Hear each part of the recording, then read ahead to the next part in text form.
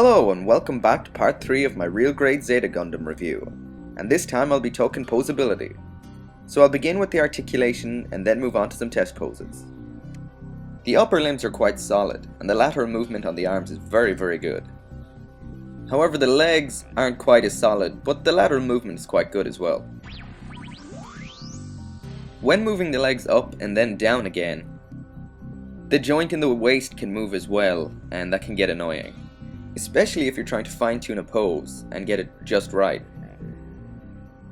At the shoulder, the arm can turn a full 360 degrees, and it's only blocked by the flying armor. The more you pose, play with, and transform this kit, the more loose parts you'll find, and they'll start falling off here and there. Like this part here. The legs can move just beyond 90 degrees when moving up towards the front. And I'll just take off the flying armor here so you can see from behind better. Like I said, to the front it can be raised up to 90 degrees, but it can barely move at all towards the rear, blocked completely by the waist unit. The articulation at the elbow is amazing, and the forearm can be moved almost completely up to touch the shoulder. The wrist articulation is adequate but nothing special. And you can twist the arm all the way around. The articulation at the knee is very disappointing as well, and the range of motion is limited by how bulky the Zeta's legs are. There's also this secondary joint here for the transformation. There's a surprising amount of side-to-side movement here at the ankle, more so than you'd expect from a kit with such bulky legs. The feet can close up completely, and this is also part of the transformation. There's also a nice amount of upward movement at the toes for running or crouching poses. The head movement is not too bad and isn't really blocked by anything around the neck, both side to side and up and down. The head can also be rotated around a full 360 degrees. Movement at the waist is quite good, with a nice amount of side-to-side movement, and also a nice amount of back and forward movement.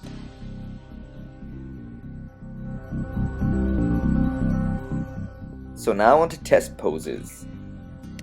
As you can see, the Zeta completely dominates the splits, but too bad the transformation and all the posing has made this joint here become weak and the leg is starting to sag. So in short, it can do the splits, but it seems like over time the joints are going to lose a lot of their integrity. The Zeta performs pretty well in the lunge, but can't go very low to the ground, and this is mainly because of the limitations at the knee that we saw earlier. But otherwise does pretty well, with very nice movement at the ankles. Yeah, so the Zeta doesn't do so well in the squat, and this points out a lot of the weaknesses of the kit's lower section in regard to articulation.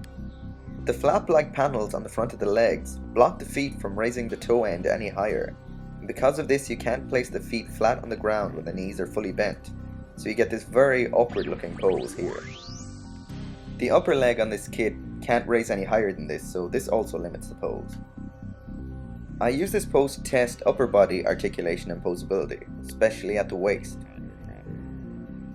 The Zeta does amazingly in this pose, and has some great upper body articulation.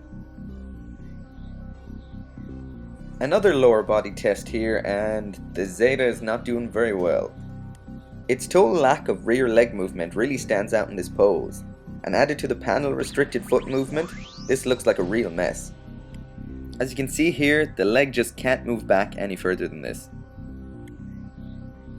At this point of the review, this joint is really starting to weaken, and just fell apart on me.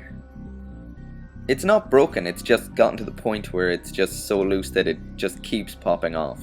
And I think it's just good to note that this is a very delicate kit, so it's good to be careful. And on to the final pose, the strike. The Zeta does very well in this pose, or should I say would have done very well in this pose, if it hadn't become a cripple from all the posing. However, it would have done a far better job if this joint hadn't become loose.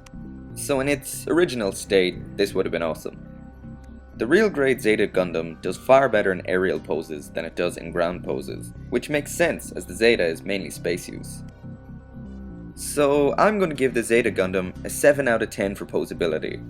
The upper half is both highly posable and solid, but the lower half is the converse. Articulation is limited, and the joints can become very loose, which is a disappointment. But then again, this is a transforming kit, so shortfalls are expected in the articulation department.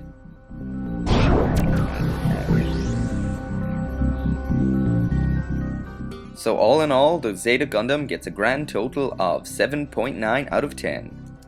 It really excels in the gimmicks department, with lots of moving parts and a technically and aesthetically impressive transformation, which in my opinion makes this kit a success as the first transforming real grade.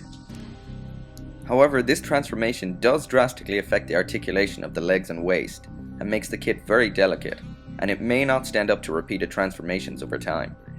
Accessories wise, this kit is average, and I do expect to see a version of this kit with a high grade Hyper Mega launcher appear on the premium Bandai website at some point in the future. I would recommend this kit if you're a Zeta Gundam fan, or like me, just love real grades.